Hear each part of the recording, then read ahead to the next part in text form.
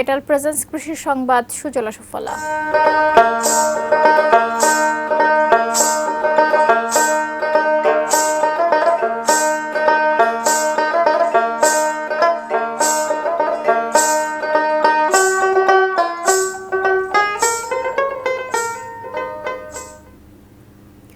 অদম্য ইচ্ছাশক্তি নিয়ে বাগানে বিভিন্ন ফলের চাষ করে সফল হয়েছেন মানিকগঞ্জের কৃষি উদ্যোক্তা আতিকুর রহমান।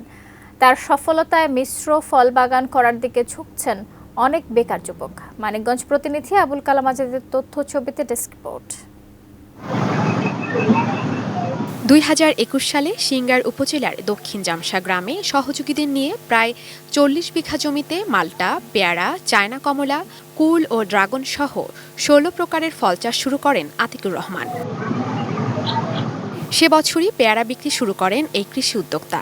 এরপর ২০২২ সালে কুল এবং ২০২৩ সালে মাল্টা বিক্রি শুরু করেছেন তিনি। এ পর্যন্ত প্রায় ৭০ লাখ টাকার ফল বিক্রি করেছেন। এতে খরচের অধিকাংশই উঠে এসেছে। আগামী বছর থেকে আরো বেশি লাভের আশা তার। এই বছর যে ফলনটা আসছে, এই বছর আমরা হয়তো ৬০০-৭০০ মণ মালটার আশা করতেছি। সামনের বছর এটা ১০০০ মণের উপরে চলে যাবে। তো এখন বর্তমানে খরচ প্রায় উঠে গেছে। আমরা সামনে বছর থেকে লাভের মুখ দেখতে পারবো।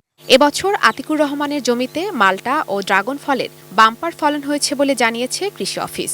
আর তার এই উদ্যোগে নিয়মিত পরামর্শ ও সহযোগিতা দিয়ে পাশে আছেন তারা। কৃষক খুব খুশি। আমরা প্রতিনিয়ত কৃষক ভাইদেরকে উৎসাহ দিয়ে যাচ্ছি এবং তাদেরকে বিভিন্ন ধরনের কৃষি বিষয়ক পরামর্শ দিয়ে সহযোগিতা করতেছি।